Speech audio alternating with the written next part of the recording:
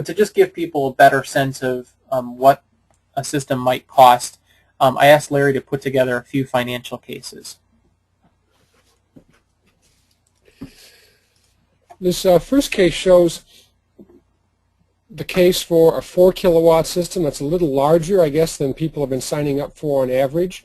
Looks like the average size Brian's been signing up so far is about 3 kilowatts, but we used 4 as an example. The installed price for that system would be about $22,000. You get about a $5,900 federal tax credit and a $2,300 focus on energy rebate. That assumes the base rebate, not the energy efficiency bonus, so you can actually get more than that. That means that your out-of-pocket cost after the rebates would be about $13,800. So the assumption is that you go out and take out a loan at, say, 5.5% on that. The loan payment on that loan comes to $150 a month, but the buyback payments, the amount of money that MG&E would be paying you, again, without counting net metering, without counting time of usage, this is straight fixed rate net metering, is about $67 a month. So about roughly a third of the cost of that loan is actually covered by the reduction in your MG&E bills. The other case is, if you don't take out a loan, is to pay for the system out of your savings. So again, the same 4 kilowatt system, $22,000 installed price, and about a $13,000 cost after rebates. Well, think of that price as essentially a loan to yourself. What it's costing you is the cost of the lost interest you would have made on the savings had you kept that money in the bank. So obviously that amount's going to vary depending on what rate of interest you're making at the bank, but for any reasonable rate of interest, you're going to actually be making more from MG&E on sales of energy than you're giving up in lost savings interest. Next slide, please. And then just for comparison, consider the case of the high efficiency panels that Brian mentioned, the sun power panels.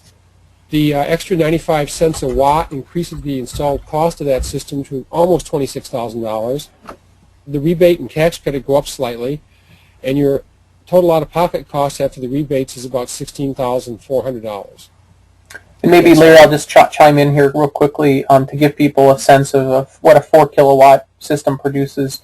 Generally speaking, on we say a good or perfect solar access home, 1 kilowatt produces about 1,250 kilowatt hours per year. So meaning a 4 kilowatt system would produce about 5,000 kilowatt hours per year. And in the case of the higher efficiency panels, generally speaking, they produce about 20% more. And those would be somewhere around the range of 5,000 kilowatt hours per year. Is that correct? That's correct, Brian.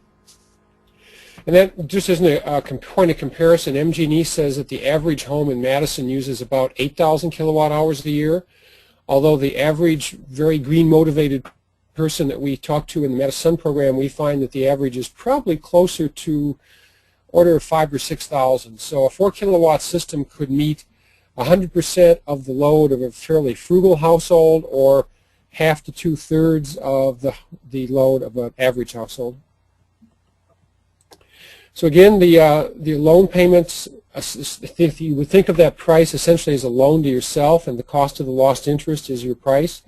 And again, it's somewhat more money, but still it compares favorably to the amount of money you're making back with the buy payments from MG&E for the power that you sell to them. So I think it's useful to look at it this way in terms of monthly cash flow as well as total system cost. Just like when you're buying a house, obviously you care about what the price of the house is, but you also care about the whole mortgage package and what your monthly actual out-of-pocket cost is every month. And I think solar, with the kind of prices we're able to get with the group buy program, solar is getting down to the point where it's actually quite affordable now.